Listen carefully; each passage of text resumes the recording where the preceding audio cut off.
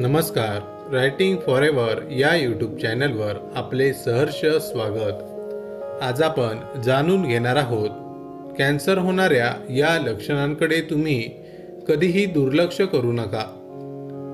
बहुतेक लोक जेव्हा कॅन्सर किंवा कर्करोग हा शब्द ऐकतात तेव्हा तो त्यांच्यासाठी प्राणघातक अशा दुर्धर रोगाशी संबंधित असतो. परंतु 1970च्या दशकापासून आजारातून बरे होणाऱ्यांची संख्या तिप्पट झाली आहे. सर्वात महत्त्वाचं म्हणजे लवकर निदान झाल्यामुळं हे शक्य झालं आहे.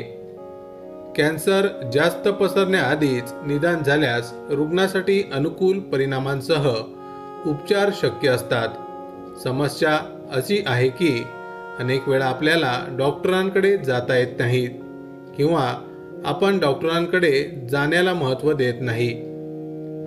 आपण काही लक्षणांकडे दुर्लक्ष करतो, त्यामुळे लवकर निदान होत नाही. कॅन्सर रिसर्च UK या संस्थेनं केलेल्या अभ्यासानुसार अर्ध्याहून अधिक ब्रिटनमध्ये कर्करोगाची उपस्थिती दर्शवणारी लक्षणं आढळली होती.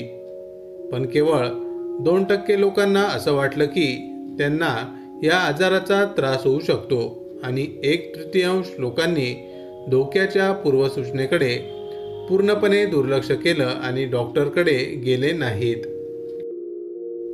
युनिव्हर्सिटी कॉलेज लंडनच्या संशोधक आणि या संशोधनाच्या प्रमुख लेखिका कॅटरीना विटेकर म्हणाल्या, लोकांना वाटतं की आपण लोकांना हायपोकॉन्ड्रियाक एखादा गंभीर आजार असल्याची अकारण अवास्तव भीती वाटणं होण्यासाठी प्रोत्साहित करू नये.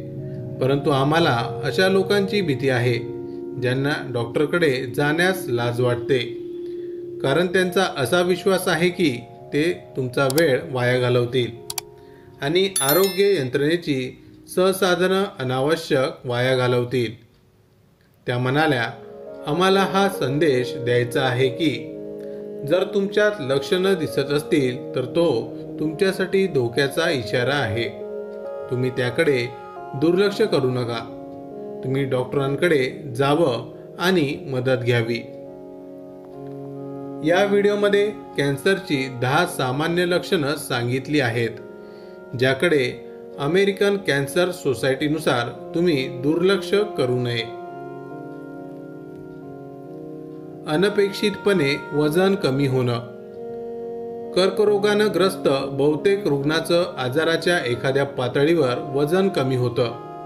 जेव्हा कोणतंही स्पष्ट कारण नसताना आपलं वजन कमी होतं तेव्हा त्याला अनपेक्षितपणे वजन कमी होणं म्हणतात. 5 किलोपेक्षा किंवा त्याहून अधिक वजन अचानक कमी होणं हे कर्करोगाचं पहिलं लक्षण असू शकतं. स्वादुपिंड, पोट, अन्ननलिका किंवा फुफ्फुसाच्या कर्करोगात हे वारंवार होतं. कोणत्याही कारणाशिवाय कमी होणारं वजन ही चिंतेची बाब असू शकते.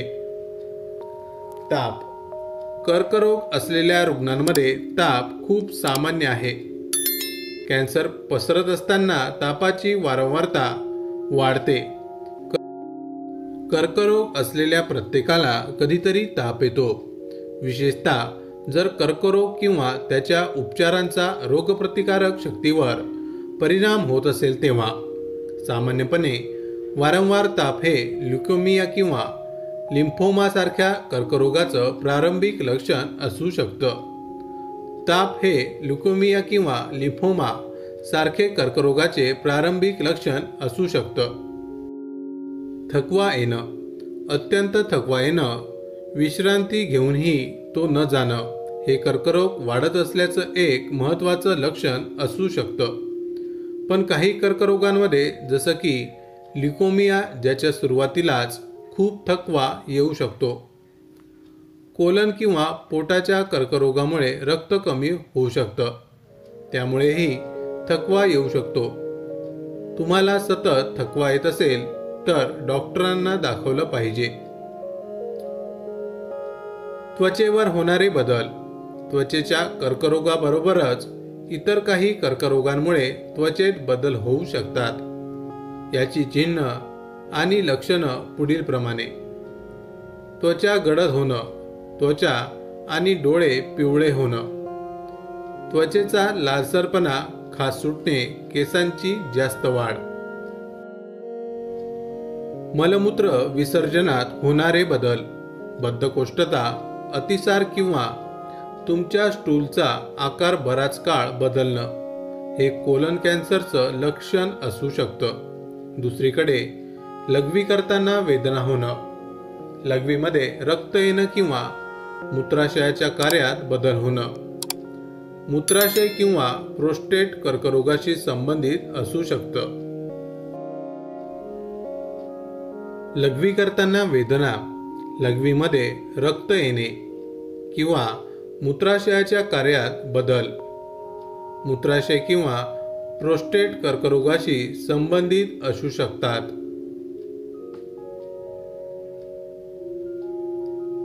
बऱ्या न होणाऱ्या जखमा, बऱ्याच लोकांना माहिती आहे की तीळ वाढणं, दुखापत होणं किंवा रक्त येणं ही त्वचेच्या कर्करोगाची लक्षणं असू शकतात, परंतु आपण लहान जखमांकडे देखील लक्ष दिलं पाहिजे, ज्या 4 आठवड्यांपेक्षा जास्त काळ बऱ्या होत नाहीत.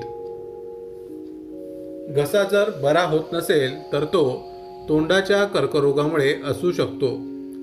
तुमच्या तोंडातील कोणतेही बदल दीर्घकाळ राहिले तर डॉक्टर किंवा दंत वैद्याकडे ताबडतोब तपासलं पाहिजे. पुरुषाचं जनेंद्रिय किंवा योनिमार्गावरील फोड हे संक्रमण किंवा सुरुवातीच्या टप्प्यातील कर्करोगाची चिन्ह असू शकतात आणि त्यांची डॉक्टरकडे जाऊन तपासणी केली पाहिजे. रक्तस्राव, कर्करोगाच्या सुरुवातीच्या किंवा प्रगत अवस्थेत असामान्य रक्तस्राव होऊ शकतो. खोकल्यामुळे रक्त येणं हे फुफ्फुसाच्या कर्करोगाची लक्षणं असू शकतं. दुसरीकडे जर स्टूलमध्ये रक्त दिसलं तर ते कोलन कॅन्सर किंवा रेक्टल कॅन्सरचं लक्षण असू शकतं. एंडोमेट्रियमच्या गर्भाशयाच्या कर्करोगामुळे योनीतून रक्तस्राव होऊ शकतो. तसंच लघवीमध्ये रक्त येणं हे मूत्राशय किंवा किडनीच्या कर्करोगाचं लक्षण असू शकतं. स्तनातून रक्ताचा स्राव येणं हे स्तनाच्या कर्करोगाचं लक्षण असू शकतं. मल किंवा लघवीमध्ये रक्त दिसणे हे कॅन्सरचं लक्षण असू शकतं. शरीराच्या कोणत्याही भागात कडकपणा किंवा गाठ, अनेक कर्करोग हे स्पर्शाने जाणवू शकतात. हे कर्करोग प्रामुख्याने स्तन, अंडकोश, लिम्फ नोड्स आणि शरीराच्या मऊ ऊतींमध्ये होतात. गाठ किंवा कडकपणा हे कर्करोग असल्याचं लवकर किंवा उशिरा दिसणारं लक्षण असू शकतं.